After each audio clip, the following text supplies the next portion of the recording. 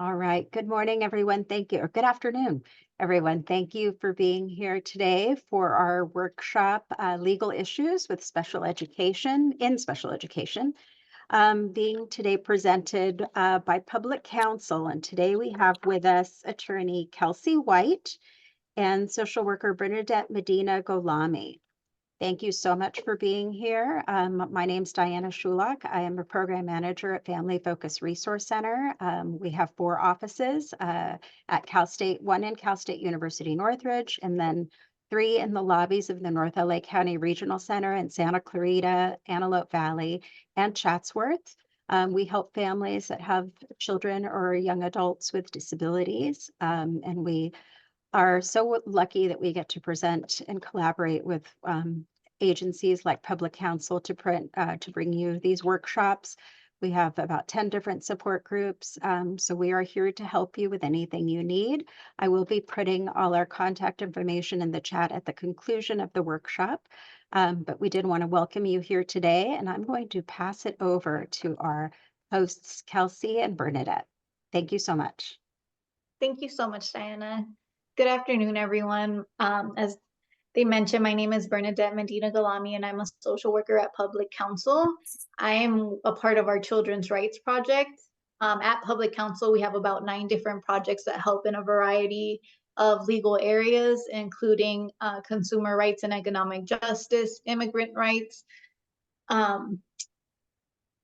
Opportunity Under Law, which is our impact litigation, our Women and Girls Project, and just to name a few. I can never name them all off the top of my head. And we're really excited to be here as part of the education rights team through the Children's Rights Project. And I'll let my colleague Kelsey introduce herself. Hi, everyone. As mentioned, my name is Kelsey. I am an attorney with the Education Rights Project at Public Counsel. I'm really appreciative of everybody taking the time out of their day to join us today to chat about special ed essentials. I'm going to toss it back over to Bernie, who will help us go over the agenda and a few of our other first slides. As just a reminder, if you have questions that come up during the training, please feel free to put those in the chat. Bernie will be helping us monitor that chat as I'm screen sharing, and sometimes, you know how it goes, it's a little difficult to keep track of everything. But we'll try to answer those questions at the end of the presentation today. But again, just make sure to put those in there so that we can try to get to your questions. And we'll share our contact information at the very end of the presentation as well. All right, so just a brief overview of our agenda for today. We're gonna very, very quickly just talk about the legal framework. We'll be discussing an overview of special education and the IDEA, and we'll define all those terms as we go along. We're gonna discuss the IEP process and advocacy, common issues that arise. We're gonna talk about state compliance complaints, as well as due process hearings, which are some of the tools that families can use when their rights are being violated. And we'll also really quickly just give an overview about our team, our Education Rights Project, and how we serve the community.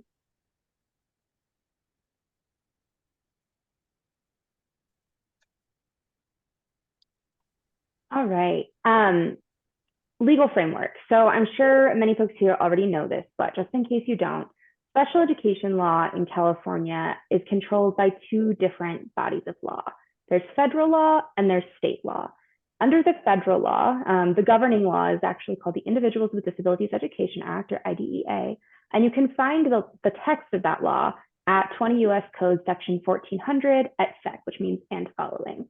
The way that laws are sort of written, there also are implementing regulations that sort of explain how the text of the law actually will operate in practice. And if you're curious to look at what those implementing regulations are for IDEA, you can find those in the Code of Federal Regulations, Title 34, Section 300 and following. As far as state law is concerned, special education law starts at Section 5600 of the California Education Code, and the citation for the implementing regulations in California is below that on the screen here on the right-hand side, 5 California Code Regulations, Sections 3000 and following. The only other point that I want to make on this slide is that right now we're focusing exclusively on IDEA and corresponding state law. Children with disabilities, however, also have rights under Section 504 of the Rehabilitation Act of 1973. That is an entirely separate training in and of itself. And so just so that everyone knows here, today we'll be focusing on IDEA and the specific provisions under that law, and not necessarily focusing on 504. If you have questions about 504, feel free to throw them in the chat. We'll try to answer them for you, but if we're not able to get to them, we can chat offline via email. Thank you, Kelsey. And so just to give a brief special education overview, for folks that may be familiar with special education, we all know that when we talk about special education, it is alphabet soup. And so just to give the example, you know, this is an actual sentence. Under the IDEA, an eligible student with a disability is entitled to FAPE in the LRE through an IEP. So a lot of letters that don't spell real words, but they're trying to say something. So when we're talking about IDEA, as Kelsey mentioned, we're talking about the Individuals with Disabilities Education Act, which is the federal law that governs special education. You may hear the word FAPE being used a lot throughout this presentation and just kind of through your experience of working through special education. And when we talk about FAPE, we're talking about free and appropriate public education. LRE, we're talking about least restrictive environment. And the IEP, we're talking about the individualized education program. And we'll get more into detail about these terms and the terminology in a few slides. Next, please. So when we're talking about IDEA, there's a lot of information on this slide. And so just to really kind of go through it, it's IDEA protects children ages 3 to 21, inclusive through the end of a semester in which a student may turn 22 with specific disabilities that adversely impact their educational performance such that they require special education and related services. There are about 13 eligibility categories for special education. Just to name a handful, there is specific learning disability, emotional disturbance, hearing impairment, multiple disabilities, other health impairment that covers things like such as ADHD, epilepsy, things of that nature. And so in talking, you know, we'll talk a little bit more about the eligibilities, but overall what it is these young people with a disability that impacts their education have a right to a free and appropriate public education at public expense, right? That is individualized and meets the needs of the child. This is to be provided in the least restrictive environment, which we mentioned previously, and to the extent possible, students with disabilities must be educated alongside their non-disabled peers.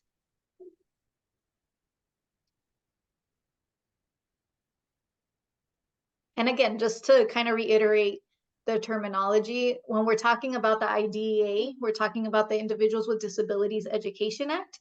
So this is a federal law establishing a right to a free and appropriate education, public education for certain students with disabilities. Free and appropriate public education encompasses special education and related services. It is to be provided at public expense. So this means it is provided at no charge to the parent. It must meet appropriate standards. It must conform with the student's individualized education program, must be reasonably calculated to provide meaningful benefit. And when we talk about the IEP, this is where it kind of gets confusing sometimes because it can meet a few different things, right? We're talking about the document, we're talking about the program itself. We're talking about the document describing the program that includes the student's goals, placements, and services. We're talking about the meeting to review the IEP and assessments if necessary. And just a big reminder, an IEP is a contract between the family and the school, and the school needs to uphold their end of what's in the IEP by providing the appropriate services and necessary supports for the students.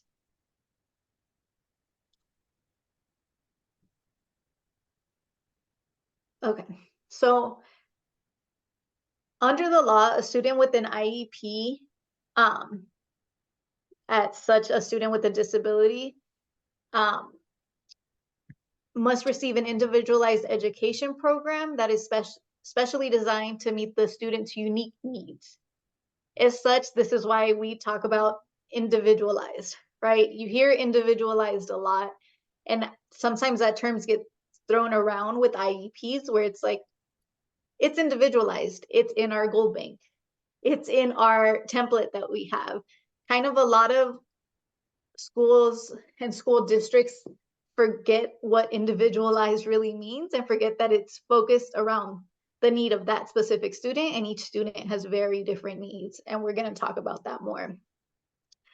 The program may include related services such as speech therapy or transportation that allow the student to benefit from their education program, and it must be provided for free at no cost to the students or their families. When we talk about education, special education and related services, when we refer to special education, it is instruction designed specifically for the student at no cost. Sometimes the term special education is used to describe a place, right? A type of classroom, a type of location. It's not a place, right? It's just specifically designed instruction for a student. The specifically designed instruction must use different strategies and methods that are uniquely designed to meet the student's learning needs. When we talk about related services, here are a few examples. It's not an exhaustive list. We're talking about developmental, corrective, and other supportive services designed to enable a child with a disability to receive a free and appropriate public education. Some examples include transportation, speech and language therapy, occupational counseling, physical therapy, counseling, social work services, among so many others. Alrighty. So that's a lot of definitions, right? Like there's a lot of different terms. There's a lot of different things to remember. A lot of reiteration there just for the purposes of making it very clear that students with disabilities under federal and comporting state law have certain rights. The most sort of important part, in my opinion, of today's training is really going to be walking everyone through what IEP advocacy and what the process looks like. For a lot of families, especially folks who may be navigating this process for the very first time, even though special education is supposed to be accessible to parents and to families, unfortunately, it's not. It can be really overwhelming. It can be incredibly daunting, and it can be particularly stressful, especially if you're in a moment of crisis or your young person really needs supports that they aren't getting in school. And so this slide here is just sort of a snapshot of what the IEP process looks like generally, right? I'll go through each of these in more detail, but for now, it sort of starts with this idea of suspected disability. Do you suspect that this child has a disability and that that disability is making it difficult for them to either access or benefit from their education in some way? If so, either they can be referred by somebody at the school district or someone else, or a parent can request a special education assessment. Presuming that the school district doesn't, deny that request, which we'll chat about in a minute, the parent will receive something called an assessment plan. They'll have an opportunity to review it. And again, we'll chat about sort of things that you should look for in checking over that assessment plan. Once you sign it, there's some specific legal timelines about how long the school district or local education agency has to be able to complete those assessments that the parent agreed to. You then go to an IEP meeting to review the results. Presuming it's the very first IEP meeting, there's something called an eligibility determination. Bernie mentioned that there are different categories of eligibility under the federal law. And so that very first meeting after your child who doesn't have an IEP yet has been evaluated and you're meeting to see whether they meet those eligibility criteria, that's sort of what happens at your initial IEP. So this process is sort of geared towards talking about initial IEPs, but we will also sort of explain the other types of IEPs that there are so that you're not sort of left without an understanding, or at least a general understanding about what those IEPs are as well. All right, so I'm going to hop on over now to talking about suspected disability. So suspected disability starts and is related to a concept called child find. Child find is a legal term of art. That basically just means that it's a word that doesn't seem like it means anything, but it's actually really important.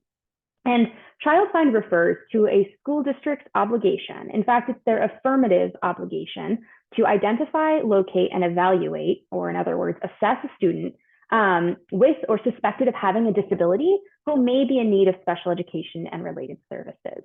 What it means when I say that somebody or that a school district has an affirmative obligation, it means that that obligation is something that they need to fulfill, even if somebody else doesn't ask for the assessment first. So once a school district has notice, once they see signs that maybe the student is struggling with a disability or disability related behaviors or behaviors that may be the result of a disability, and they are struggling in school as a result in ways defined much more broadly than just academic performance, they actually have an obligation to issue an assessment plan to a parent to say, hey, we're noticing this. We actually would like, to assess your child for eligibility for special education and related services. Please review this assessment plan. Let's get the process started. I want to emphasize here that that threshold for suspected disability is really low. You do not need to have a medical diagnosis of a disability in order to be eligible under the IDEA for special education and related services. I get a lot of phone calls from parents who, their kid has been struggling in school for the last 4 or 5 years. They really struggle to regulate their attention in the classroom. Their grades have, decreased. They aren't meeting standards on standardized assessments. They're having a really hard time with social interactions, and parent thinks they might have ADHD, but they don't have a diagnosis. So they've never asked the school district for an assessment because they don't think that they would qualify. 2 problems with that. First is that if those facts are true, the school district had noticed that the kid was struggling with possibly disability related behaviors, right? So they haven't fulfilled their affirmative obligation to sort of initiate that special education assessment process on their own. But there's also the challenge that is related to sort of how a family should then, be able to ask for a special ed assessment, even if they don't have that diagnosis. And so that is a right that families have, that parents have, and particularly education right holders. I noticed and realize now that I didn't take a moment to sort of step back and say, when I talk about parents as decision makers, I'm also talking about educational rights holders. Usually, a young person's educational right holders are their biological parents, right? When a child is born, their parents are the ones who have the legal authority to make education-related decisions. Sometimes, however, that authority is limited. It can be limited, for example, by a court, a dependency court. If a child is sort of going through a dependency court process and a judge decides that actually we're going to limit the education rights of a parent, and instead this court-appointed special advocate is going to be, the CASA is going to be the person who holds educational rights for this young person. Once a child turns 18, in most situations, they actually have their own education rights at that time, with a few exceptions for conservatorship and assignment of education rights. So I just want to be very clear that just because somebody is a biological parent of a student doesn't necessarily mean that they are the ed rights holders. So just, keep in mind if you're working with a family or if you're speaking with somebody about this, that they take a look at whether that applies to them. So back to suspected disability. So anybody can refer a student, right? Like it's not just that the referral can only come from a parent or that it can only come from a school district. It can come from an external social worker. It can come from a doctor at a different office. It can come from a family friend who is concerned, who then, writes an email to the school assistant principal or something and says, hey, I have, XYZ concerns. That information that they're providing to the school district puts the school district on notice that this child may have a disability that's adversely affecting their education, right? And then it's sort of on the school district to initiate that process. If you are unsure as a parent or somebody working with a family going through the special ed process, whether or not the student is displaying characteristics or needs related to a disability that they may need an IEP for, one thing that we suggest is to request the student's education records from any school district that they've attended, right? And so the law states that parents have a right to request their students' education records, and they need to be made available to the parent within 5 business days of that request. In just a few slides, I will actually have a template records request form to show all of you that we've shared as well with the Resource Center that they can send out after today's presentation that you can use. It's a simple sort of fill-in, pre-populated thing to kind of get that process started. You can customize it as you need to. The idea here being it helps families get more information about what is happening. And I'm seeing a comment in the chat that that's not the reality of what's going on in school districts. Yeah, that's the problem, right? They're consistently not following their child find obligations. And that's a lot of the cases that we see as a nonprofit, especially serving low-income families in LA County and surrounding areas, that families are, having these difficulties, that students are having these challenges, and school districts are not in a position always or not fulfilling their obligations to sort of start that assessment process. And so a lot of the times what we are helping families do is make sure that that process gets started, and where appropriate, seek compensatory services for the time during which the student should have been receiving support, but was not receiving support. So thank you for pointing that out, that that's not the reality, because that's very true. What we're talking about is what the law states, not what necessarily is always happening. It's the ideal of what we would hope would happen. And it is the rights that families have that they're able to use to sort of advocate for themselves, right? That's our goal for today, is to make sure that leaving today's training and today's presentation, you have an understanding of what's supposed to happen under the law, so that you can say, hey, actually, school district who is telling me you can't do this thing, I know that these are my rights under federal and state law.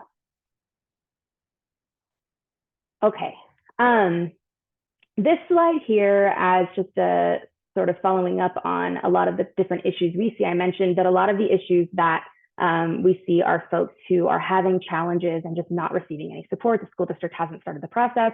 This slide is a subsection of other types of common issues we see as a special ed school discipline nonprofit in this work serving low-income children of color, children with disabilities. Like, you see a lot of these different issues. I'm not going to go line by line through every one, but I want to highlight just a few that I find particularly common.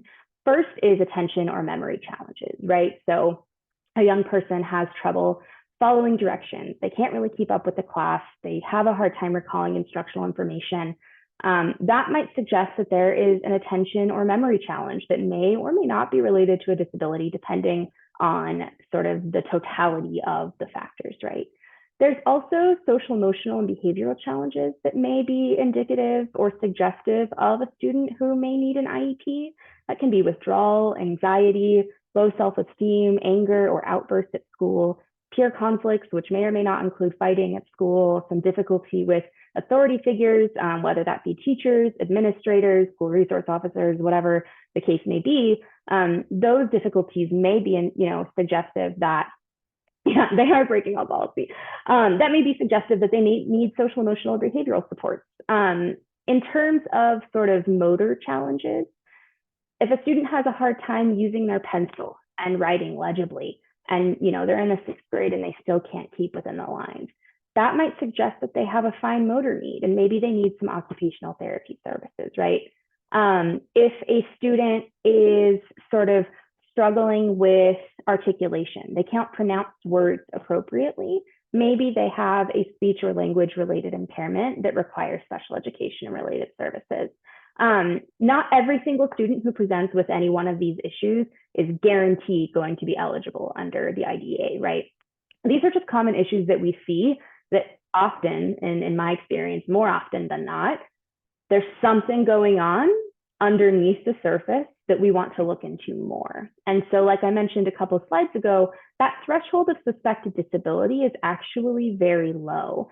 And as soon as you can establish that there's a suspicion that this young person may be struggling with disability-related behaviors that are impacting their education in an adverse way, you have the ability to request a special education assessment.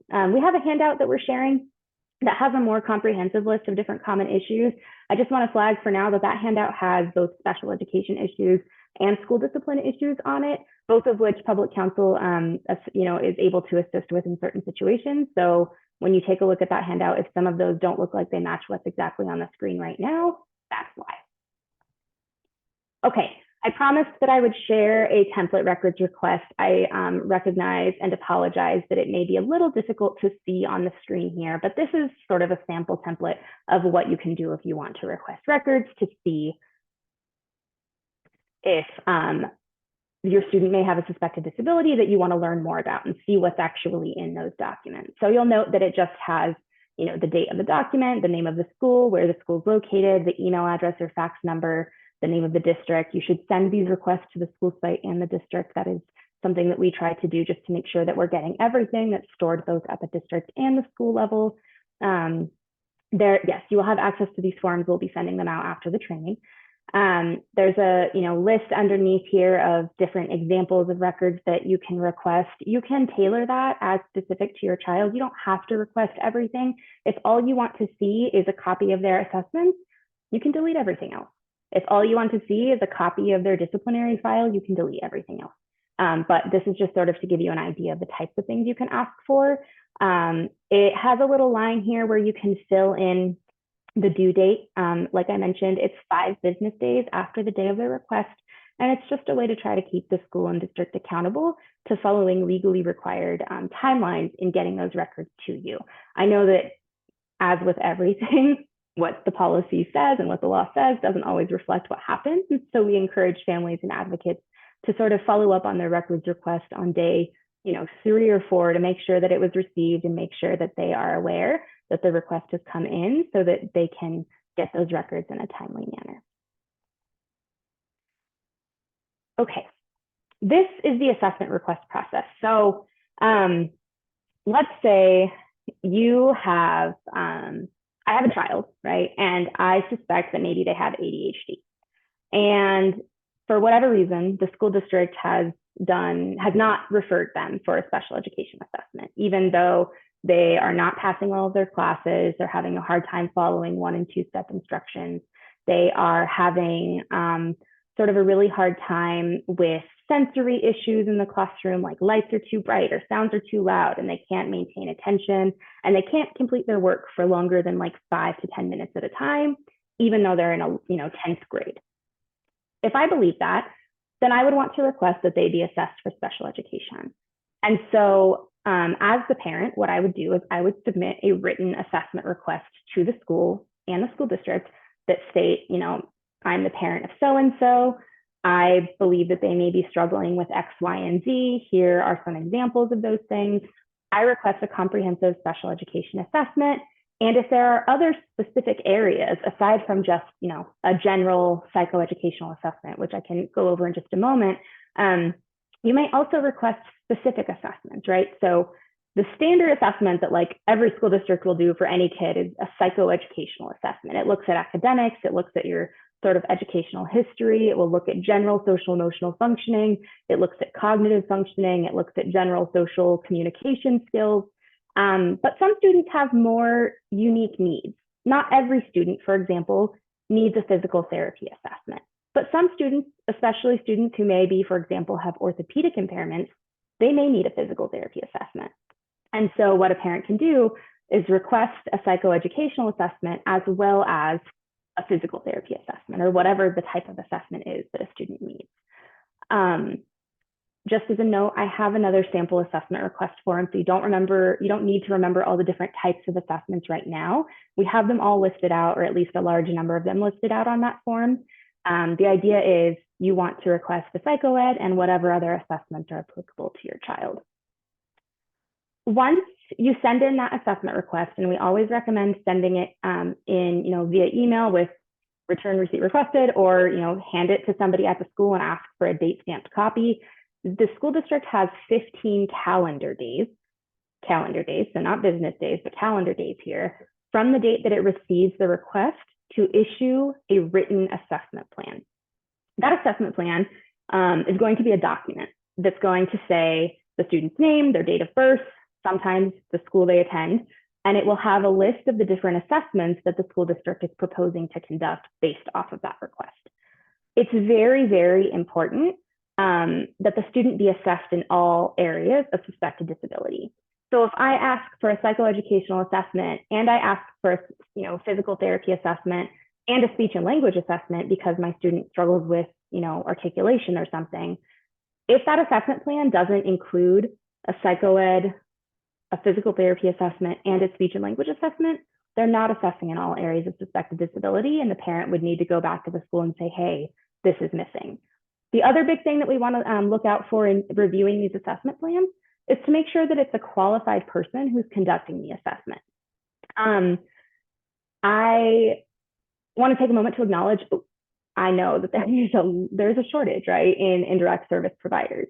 It can sometimes be difficult for schools to scramble and figure out a way to staff these assessments, especially if there are a lot of children who are in the middle of an assessment process.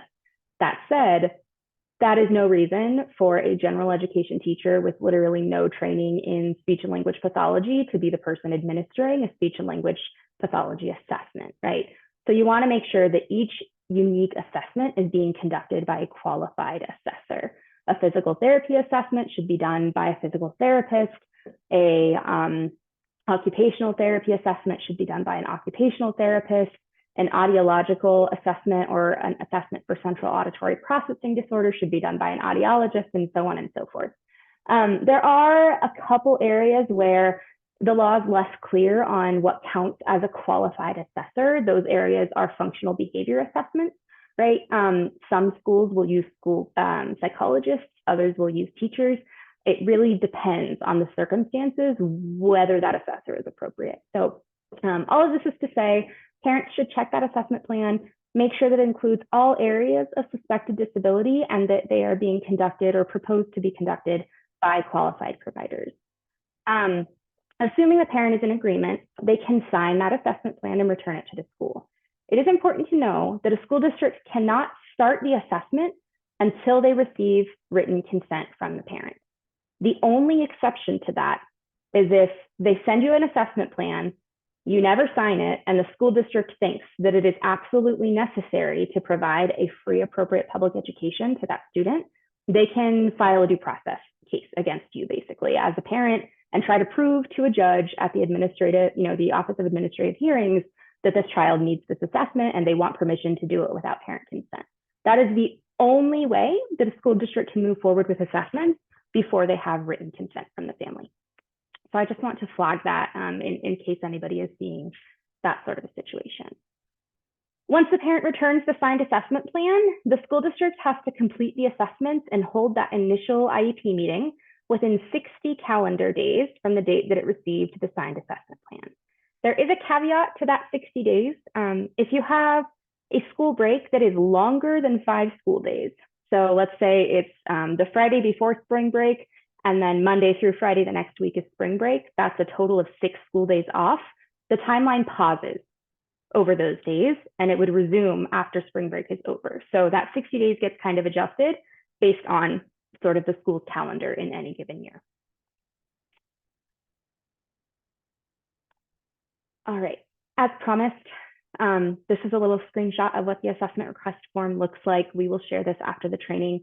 Again, similar information: school name, district name, student name, date of birth, what their grade is, who you are, what your relationship is to the student, some examples of what their needs are, and then areas where you can sort of check off boxes depending on the different sections or types of areas that you think a student may require a special education assessment in.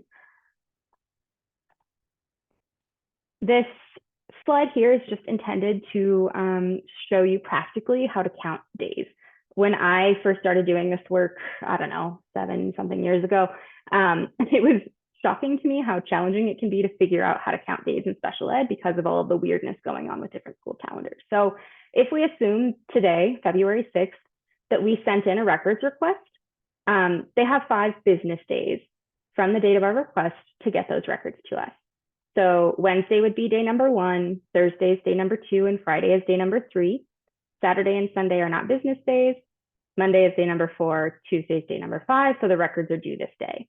We would suggest reaching out to them on either Friday or Monday just to sort of remind them of your request, tell them that you appreciate receiving those records by Tuesday the 13th, and hope that all goes well. If it doesn't, there's compliance complaints and other tools you can use to try to get those records in time. But in terms of assessment plans, if you sent an assessment request in next Wednesday, for example, on the 14th, this sort of outlines how many days they would have to get you that assessment plan. So in this example, the assessment plan for assessments that are requested on the 14th would be due to the parent on the 29th. We just hope that this gives you an example about how to count the days. So if you're sending it on the 14th, day 1 is day 15. Okay. All right, so in line with our theme that the law says one thing and different things happen, even if you are able to show that a student may be struggling with a disability that's adversely affecting their educational performance, right? You request an assessment, the school district might say no. They might say, actually, we're not going to give you this assessment plan within the 15 days that we're required to. Instead, what the law says is that if they're refusing to assess a student after a parent requests it, they need to provide that parent with a written refusal letter within a reasonable amount of time. The law does not define what reasonable amounts of time are, but we would like to think that if 15 days is a reasonable amount of time to get a parent an assessment plan, it's also a fairly reasonable amount of time to tell them why they're not giving them an assessment plan. So that refusal letter should detail which assessments are being denied, why they're being denied, and explain what they're going to do instead to address that need. A couple really key things here from sort of practice and what we are seeing. Often after a parent requests an assessment, a school might say, oh, well, the student hasn't been here long enough. They only started last month, so they haven't been at the school for a long enough time for us to assess them. Let's just wait. Or they'll say, well, Charlie hasn't been in attendance for 10 out of the last 15 school days, therefore, we're not going to assess right now because it wouldn't be accurate. Or Bobby won't be eligible for special education anyway, let's not even bother. Those are real things, right, that we've heard in different cases where school districts will give sometimes more understandable, other times less understandable reasons. All three of those examples highlighted here at the bottom of the slide are not reasons that they can legally refuse to assess a student. They may be reasons why the student may not ultimately be found eligible for special education related services, but they are not legally appropriate reasons to deny assessment. And so if they are sort of giving a parent a refusal letter and they're telling them verbally, like the reason that we're not assessing them is because they haven't been here long enough, make sure that you're asking for them to put that in writing because it's not a legally permissible reason. And then you would probably want to seek, support through an advocate or an attorney to kind of help guide you through your options at that point. Okay. I have been chatting a lot. I'm going to pass it back over to Bernie to talk, as promised, about different types of IEP meetings. Yeah, so let's get into this. So we want to, just recognize that there are different kinds of IEP meetings, and you may hear, the special ed teams at the school or service providers discussing these different types of IEP meetings and by these names. And so when we're talking about an initial IEP meeting, we're talking about the first IEP meeting that is held to review the psychoeducational assessments and any other assessments that were completed, and to review eligibility for special education and then related services if appropriate.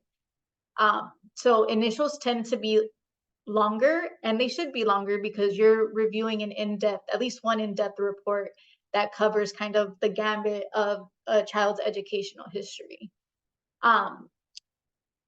Then if the child is found eligible for special education services, an annual IEP must be held at least once per year. So many times the way it works is the initial was held on April 18th, 2023. So their annual is going to be due on April 18th, 2024, right? There can be sooner IEP meetings, and some of those are the amendment or addendum IEPs, where a parent or education rights holder or the district can request the meeting at any time to modify an existing IEP. After a parent or education rights holder requests this in writing, an IEP must be held within 30 calendar days. So this is where, and we can go a little bit more in depth in the question about how do we ask for more services? A 30-day IEP is a great place to start the conversation about asking for additional services if you see that the services being provided for your student are not making progress, right? There's a triennial every year where districts are required to conduct new assessments to determine if the student's progress, needs, and eligibility have changed or remain the same, and to discuss those new assessments at an IEP meeting.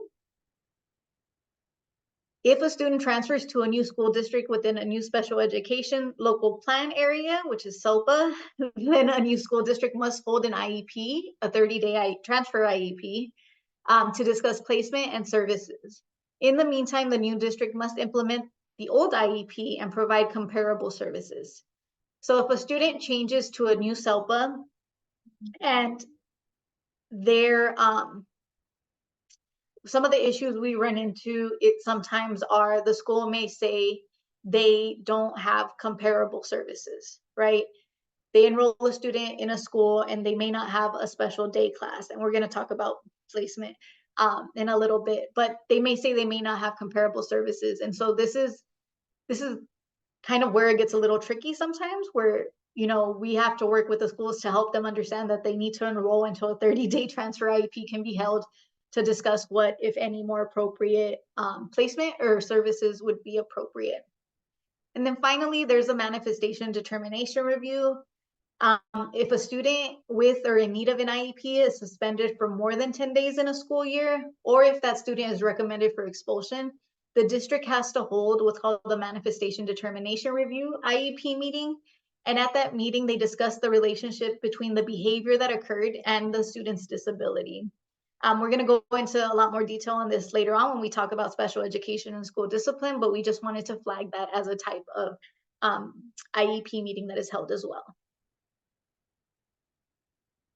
And so now when we talk about an IEP meeting, we talk about an IEP or an IEP plan. I get confused with the acronym sometimes. We're also talking about a team, right? The student has an IEP team that is surrounding them to support them. And these are the members typically of an IEP team.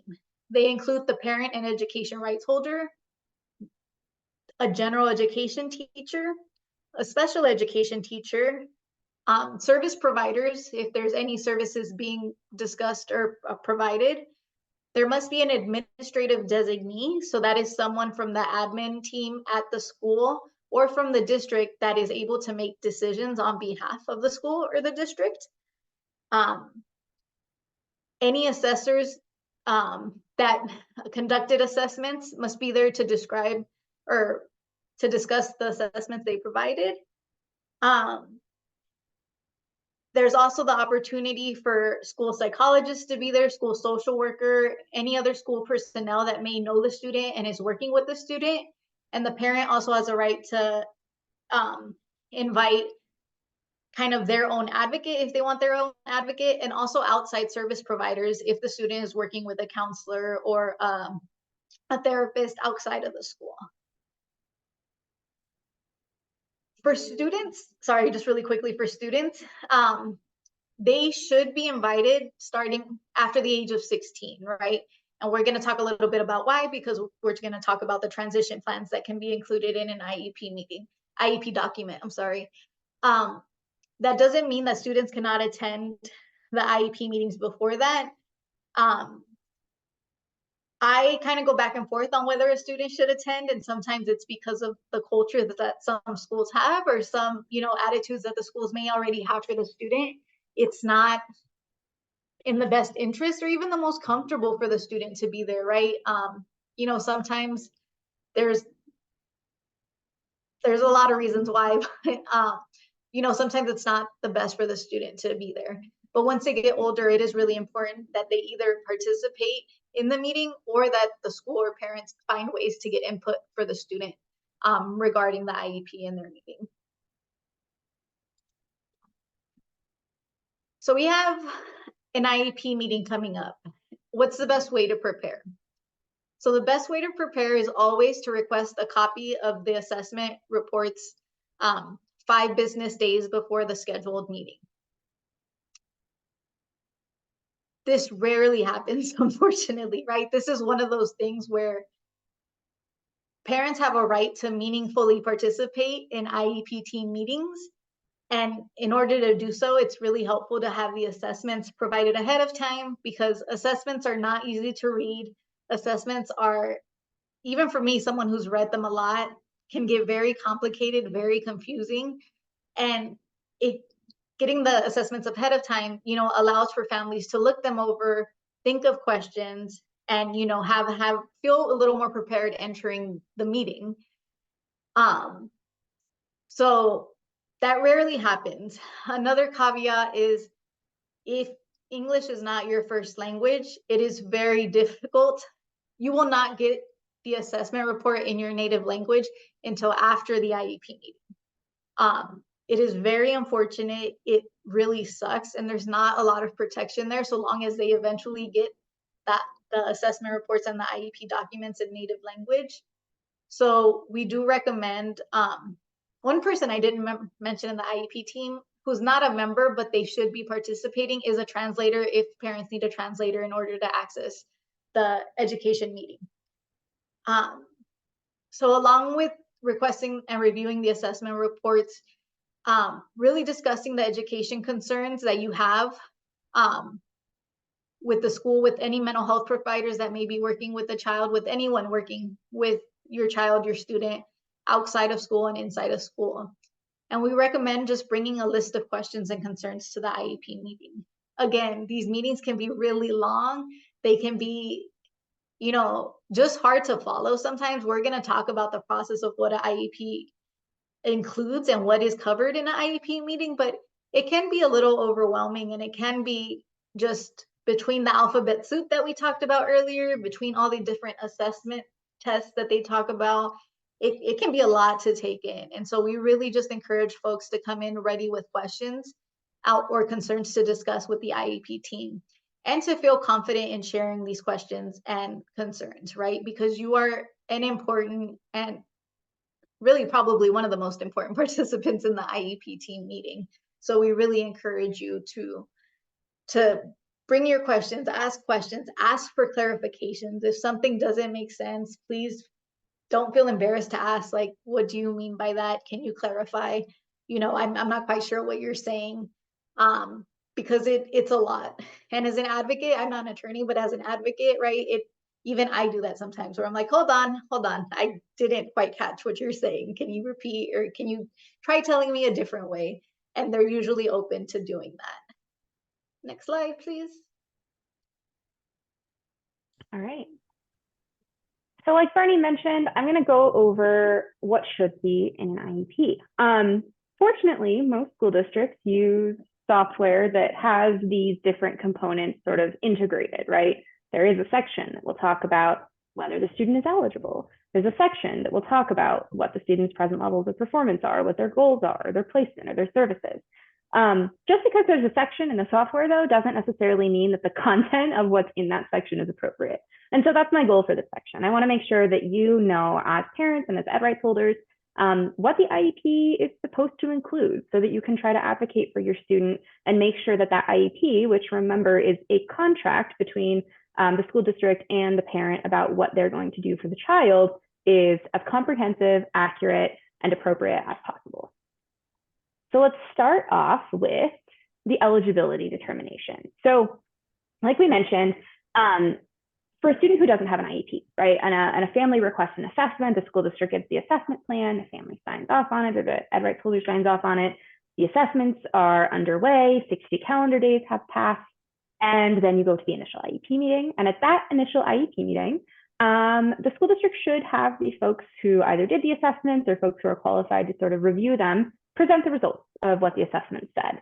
That can be sort of presenting what was in the psychoed, presenting what was in the OT or PT or behavior assessment, whatever assessments were done, present that information. And based on that information and any other relevant information presented by any member of the IEP team, there is a determination made about whether or not that student is eligible under one of those categories in the IDEA. Again, you don't need to have a medical diagnosis, and schools are not actually diagnosing a child with a disability. That's very, very important to know. If your student winds up being eligible, for example, under the category of autism under IDEA, that is not saying that the student has autism, unless, of course, they have a separate medical diagnosis, right, from a licensed provider outside of school. If they meet criteria for autism under IDEA, that is all the school district is saying, is that they meet criteria to receive services as a student with autistic-like behaviors. And so it's just really important that families understand what school districts can and cannot do in terms of diagnoses and what they can and cannot require. A student can qualify under one category or under multiple categories. Theoretically, the category shouldn't matter. Once a student is eligible, that IEP is supposed to be individualized to meet all of their needs, no matter the area. So if I am a parent of a student who has articulation difficulties and they are found eligible as a student with a speech or language impairment, or SLI, but they also happen to have social emotional difficulties and might need some counseling supports in their IEP, just because they're not eligible as a student with emotional disturbance doesn't mean that they aren't also entitled to receive counseling if it is required to enable them to receive a free, appropriate public education. So again, eligibility categories shouldn't matter. Sometimes those arguments can be thrown at parents or families and said like, well, actually, they don't qualify for that. If you ever hear that, just know that that's not actually true. Remind the team that it's an individualized plan. It needs to be sort of tailored to every student's, to each student's unique individualized needs, and that if the student requires this particular service or support to access and benefit in a meaningful way from their education, then they are required to provide that, even if it's not what their eligibility category states. All right. The next section after the eligibility note is present levels of performance, as we lovingly call them, they're plops, right? So this is basically just how the child is performing in each area of need. This is not just limited to academics, right? We're not just concerned about what students' grades are or how they're doing in the classroom or what their standardized scores are. We're concerned about all different areas across areas of suspected disability, right? So that can include academics like reading and writing and math, but it can also include their sensory processing skills or health-related needs, or it might include gross motor skills. It may also include social emotional needs or behavioral challenges. And so whatever areas that they have distinct identified needs in, there should be a section in the IEP that spells out very clearly what their strengths and what their needs are in that identified area. It is very important to know as a parent, as an advocate, that present levels of performance are really what set the foundation for goals, right? And so because you have to have a goal in the IEP for every area of need, if you have present level of performance sections that are not really comprehensive, you're not going to have really comprehensive goals. And those goals are what are driving services and placement decisions, right? And so that's why each part of the IEP sort of operates together as a whole.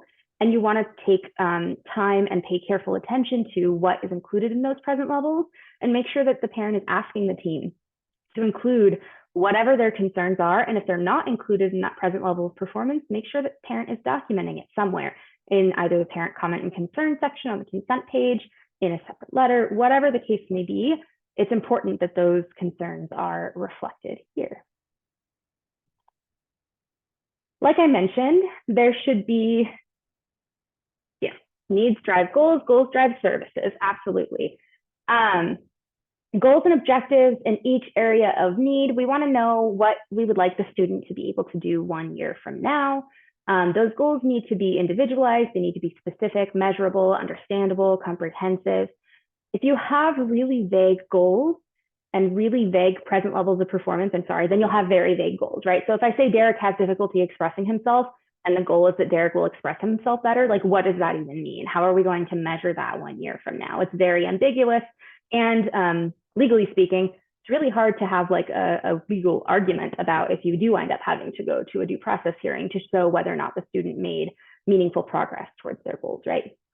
An example of like a slightly better present level of performance, again, not perfect, but that Derek has limited expressive vocabulary. He struggles to express needs and feelings, typically using 1 to 3 word phrases in conversation with his teacher and during speech and language therapy sessions. A goal that may be based off of that type of present level of performance is that by date, meaning whatever the date is 1 year from that IEP, with minimal verbal prompts, for example, no more than 1, Derek will use 6 to 7 word phrases to communicate his needs and feelings in conversation in the classroom and in SLP sessions. 80% of the time is measured by teacher and SLP observation and data collection. The general point here is just to say that make sure that your present levels of performance are as comprehensive, as detailed as possible so that you can have really clear goals that target that area of need that are measurable later on. And just want to jump in really quick with, as I mentioned, like when we were talking about present levels and goals, it's really important and totally okay to ask questions. like sometimes the goals will sound so complicated, and it, it's fine to be like, okay, what does this look like, right? Can you give me an example? And sometimes teachers, case managers that are holding the IEP don't even really know how to answer that question. And then that's a problem, because that means that they don't even know how they're going to implement services to provide this goal, because they can't even explain what it means or what it looks like. So definitely feel free to ask questions, ask for examples, and really hold them accountable for what, because I think a lot of times people are intimidated by the language that's being used, especially when it comes to like the goals and the objectives. And, are to like, I know when I first started, I was like embarrassed to ask questions, because I was like, oh, how do I not know this stuff? But ask questions, always feel free to speak up during these meetings, because you are an active and important member of the team.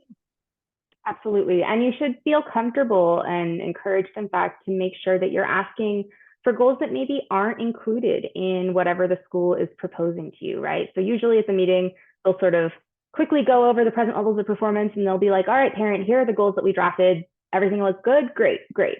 Okay, bye. And like, that's kind of how it goes. But you notice, for example, that like, that your child has toileting related needs, right? They're a young kid. They're still not potty trained. And there's no goal about like independent toileting. And the school district might say like, oh, well, that's not like a school-based thing. We can't put a goal in that area, but it is a child's area of need, and they're supposed to have goals for every area of need. And if a child needs support in that way, and sorry, I'm not sure if you're not required to sign right then. Yes, you're not required to sign right then. We'll talk about that in just a second. You can ask for goals in whatever area, whatever type of goal you want, and the school district sort of needs to take that input seriously. Either they can work with you to craft a goal, and if they refuse, that's another thing that you can put in a parent sort of comment and disagreement letter later on in the consent section of the IEP, which we'll chat about in a second. All right. Placements and least restrictive environment. Under law, there's something called the continuum of placements. And that's sort of what this inverted triangle is trying to represent, right? Like, what are the different placement options for students? Where are they going to learn, right? We said earlier, special education is not a place, right? Special education is specially designed instruction, but there are placements in special education land, in the special education world, in special education law, there are placements. Where is the student going to receive their services, right? Where are they going to receive their education? The presumed placement for all students is the general education setting, right? Alongside non-disabled peers. In fact, that's what the law says, to the maximum extent possible, that students with disabilities must be educated alongside their non-disabled peers, right? The idea here being that for so many years, historically, and even today still, students with disabilities were excluded entirely from public education. And so promoting that inclusion and making sure that not only are students gaining exposure to non-disabled peers, but students without disabilities, they're also learning with and from students with disabilities, that inclusion is really important. And so unless a student cannot be satisfactorily educated in general education with appropriate supports and services, they should not be removed from the general education setting. More restrictive settings are sort of lower on this chart, right? So when I say restrictive, it just means how far away from a standard gen ed placement are we talking? A student may receive RSP, resource specialist program support, or specialized academic instruction. And that can be either someone who's coming into the classroom, so push in, or it can be pull out, where they're going somewhere else for a portion of the day. Slightly more restrictive than that, right, is a student who's in a special day class. They're still on a comprehensive campus, but they are in a separate classroom that is not the general education classroom. Again, a student should not be moved to an SDC unless they are not able to be satisfactorily educated in gen ed with appropriate supports and services. That's a really common thing that we see, that it's sort of just like dishing out SDC placements left and right without first considering, well, wait, is there anything that we can do to try to make sure that the student can access gen ed? And sometimes the answer is actually no, that like the placement in an SDC is appropriate for that child. That's why it's individualized and important to kind of take a look at all of that. After SDCs or NPSs, that stands for non-public schools. These are kind of exactly what they sound like. There are schools that the school district kind of contracts with to place students who have specific needs that can't be met at the public school that they are attending, right? So a lot of times these non-public schools are sort of targeted to certain populations. There's non-public schools that focus on students with like really serious orthopedic impairments. There's non-public schools that are particularly for students with really severe social, emotional, and behavioral needs. There's non-public schools that are more geared towards folks with intellectual disabilities. Like the gamut varies, and the quality of an NPS is really, it depends, right? So always visit an NPS if that's something that is being discussed for your child. More restricted than that are these two at the very bottom, residential placement. Residential placement, you learn and live in the same place. That may or may not be in the state of California. We don't have a ton of residential placement cases. Most of ours are either in gen ed, in FDCs, or in non-public schools. And then most restrictive, furthest away that you can get from a gen ed environment is home hospital instruction, right? Where you are basically just you're getting some relatively small amount of education at home. All right, for the interest of time, I'm gonna just run through this slide real fast to note, because Bernie already mentioned a lot of this earlier on. These are examples of related services, right? It's whatever the student needs to be able to access and benefit from their special education services, so their actual instruction. If a student has speech and language challenges and they can't really understand what's being said to them receptively, they may need speech and language therapy, not only to improve those skills, but also to eventually access their education so that they can follow instructions from the teacher, right? There's other examples like OT and physical therapy that we've mentioned throughout. I'll let Bernie talk for just a minute about DIS counseling versus ERMS or ERICS, because I do think that that's really important and wasn't mentioned a moment ago. But other than that, some other related service examples that were mentioned earlier, just transportation, extended school year, and the like. Yeah, when we're talking about counseling services, DIS counseling is typically, I forget what it's designated, I forget what it stands for. I'm not even gonna Designated instructional services. Okay, that's what I thought. And that's a type of counseling that's provided in a lot of IEPs where maybe there's no social emotional needs for the student. If a student has severe like social emotional needs, whether it be things like even just low confidence, right? They have really low self-confidence, and that's having a huge impact on their ability to access their education. If there's issues with depression, kind of any other mental health needs that could greatly impact their access to education, there is something called ERMS in some district, ERICS in some district. ERMS is educationally related mental health services, and ERICS is educationally related intensive counseling services. I think LAUSD now uses ERMS, and so we're gonna say ERMS, but ERMS is counseling from typically a school social worker, and it's more in-depth. Yeah, and it's usually ERICS in the non-LAUSD districts. So just so you know, they're interchangeable, same thing, different name. And in order to receive ERMS or ERICS services, there does need to be a ERMS or ERICS assessment specifically conducted for the student to receive those services. So again, if you have a student who may qualify for special education and there's some kind of social, emotional, or mental health need, please include that the student should get or request a ERMS or ERICS assessment for the student along with a psychoeducational assessment for the student. This can also be added on afterwards, right? At a 30-day IEP, it can be requested. It can be requested in writing anytime after if it's not included in the original request. And really briefly, you've probably heard the terms modifications and accommodations. Modifications are a change in expectation of what is learned.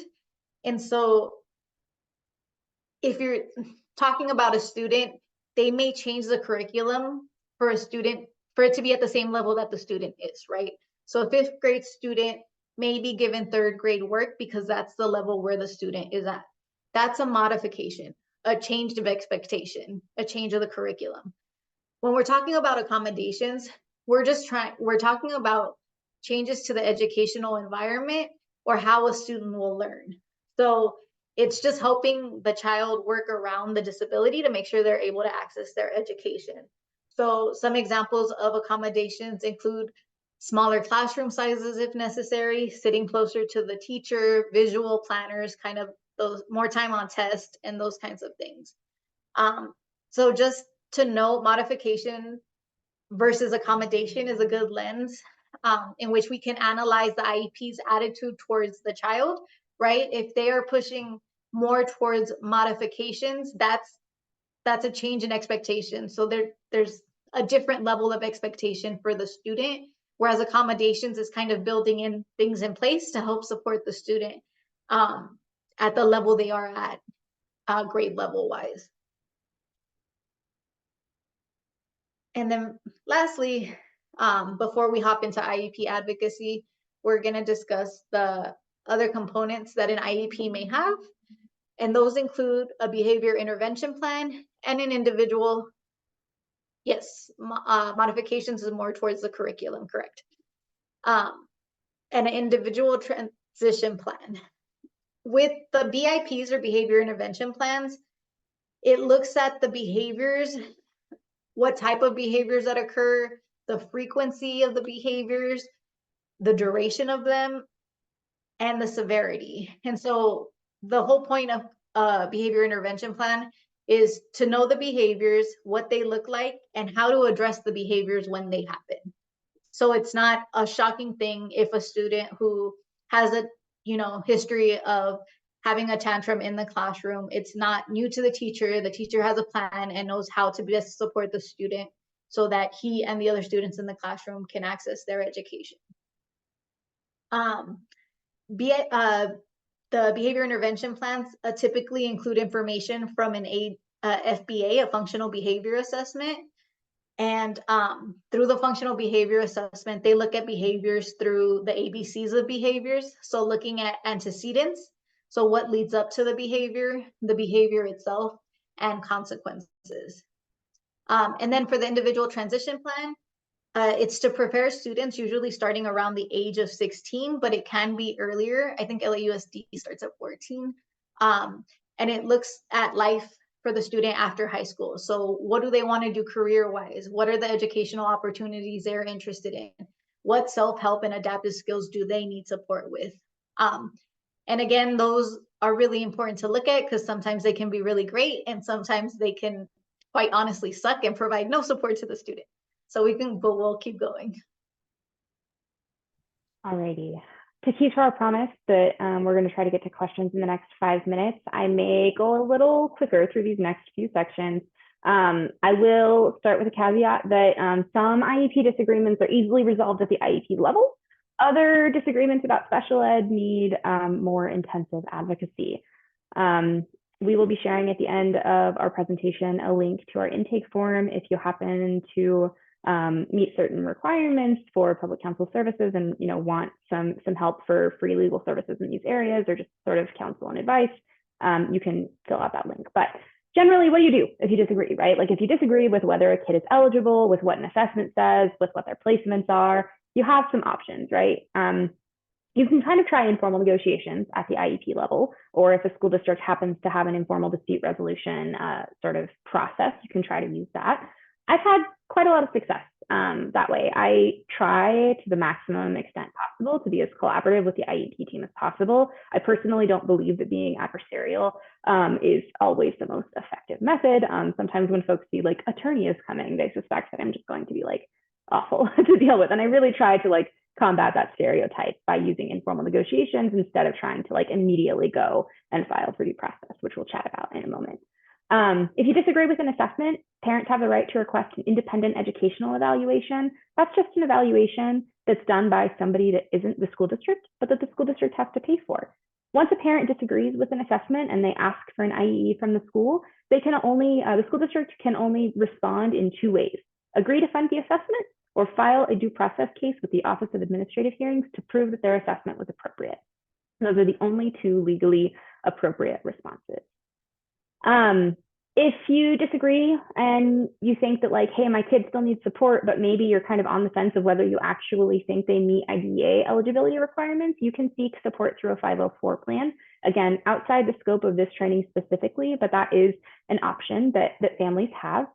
You can also file complaints in special education disagreements, requesting due process hearings with the California Office of Administrative Hearings, Special Ed Division, and basically sort of outline what the problems are, what the issues are that you disagree with, what you think needs to happen, what the proposed resolutions are. And there's a whole sort of mini trial-like hearing process. Perhaps my least favorite method of IEP advocacy is the wait and see method. It's just kind of like, well, they said no, so let's wait and see what happens. I don't love that. But for some families, given that like education is not the only thing going on in life, that may be the option that they kind of are using at that moment. So they're perhaps like notating their disagreement and they're waiting just a little bit before they decide what to do next. I want to spend some time talking about signing the IEP, right? It's a contract.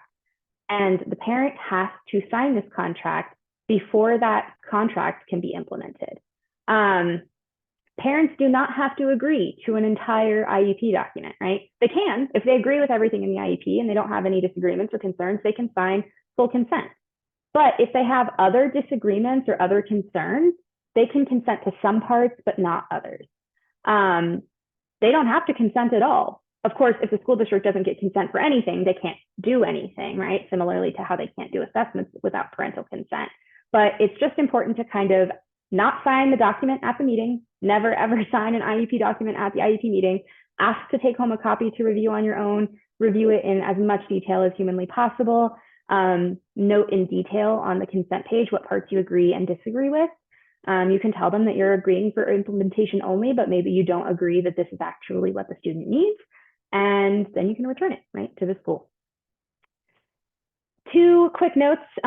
There are some legal options. These compliance complaints are a little bit more accessible to parents. You have 1 year from the date that you find out about a violation to file with the California Department of Education. These are really good for like straightforward procedural things, right? Like a school didn't hold the annual IEP on time, or I asked for records and they didn't send them to me, or they didn't give me an assessment plan within 15 days. Or we had this settlement and they didn't do what they said they were going to do. Those are all pretty cut and dry, clear cut things that compliance complaints are good for. You can file them with CDE. CDE has 60 days to investigate. They issue a report that may or may not include some corrected actions for the school. More complicated and something that I would not advise a family to work on their own is a due process hearing. The statute of limitations here, yes, I am an attorney. The statute of limitations here is 2 years. So if you have an issue that you knew or should have known about with your child's special education, you can file a due process complaint with the Office of Administrative Hearings. You can do procedural issues here as well as more substantive issues, right? We don't think that this child was appropriately assessed in all areas. We think that they actually require these types of services instead, or this type of placement instead, or we don't think that they should have been pulled out of the gen ed classroom. And so like I mentioned, it's a mini trial. It lasts anywhere from 3 to 5 days, sometimes longer. There's experts and testimony, and it's really exhausting. I work for Public Counsel. That's the nonprofit legal services agency that Bernie and I work for. Very quickly, and I'm only 1 minute over what the promise was of special ed and discipline. Anytime that the school district proposes to change the placement of a kid with or possibly in need of an IEP, which means suspending them for more than 10 days or recommending them for expulsion, they have to hold an MDR IEP meeting within 10 school days. They have to ask 2 questions. Was the behavior caused by or directly and substantially related to the student's disability, or was the behavior a direct result of the school's failure to implement the IEP? Depending on whether the team answers yes to either of those questions, if the answer to yes is yes to either of those questions, you either need to have a functional behavior assessment done, or you have to review and update that behavior intervention plan that Bernie mentioned. And you cannot move forward with discipline as usual. You cannot remove the student from their educational environment unless the situation involves things like serious bodily injury, weapons, or drugs, in which case the school can place them somewhere else for 45 days. If the answer to both of those questions is no, then you can discipline a student as you would any other kid who didn't have an IEP, except the student is still entitled to receive a free appropriate public education, and the district has to work with the family to figure out what that will look like in the interim. This is public counsel. I'll leave this slide up, and maybe we can turn to questions starting right after Bernie gives you a quick overview of what we do. So yeah, really quickly, because I think questions are more important. We're part of Public Counsel's Education Rights Project. We work on a multidisciplinary team. So it's attorneys paired with me, a social worker, to provide holistic services to the families that we're working with. We prioritize representation of marginal youth, such as students of color, English language learners, students with disabilities, students that are being pushed out of comprehensive schools, and students impacted by juvenile legal systems, including the dependency and delinquency legal systems. We're able to provide direct services, which include kind of IEP and school discipline advocacy. We work with community partnerships, and we do legislative and policy advocacy. And if you want to go to the next slide. Next slide, I'm gonna please. go here. There we go. This is how you can find more information about Public Counsel. The link on top just gives you more information. If you would like to submit a referral, you can do so at the bit.ly link. I also copy and pasted it into the chat. And if you have any questions or aren't sure if you should submit a referral, please feel free to email me at the email on the slide. And again, all the slides will be provided when it sounds like the training is uploaded onto YouTube. So Yes. thank you all. And we had some questions. We had a few questions, which I was Yeah, we've got some questions in the chat, and people can also raise their hands. I'm going to stop the recording. So thank you so much before we get to the questions, but thank you again. Hold on one moment.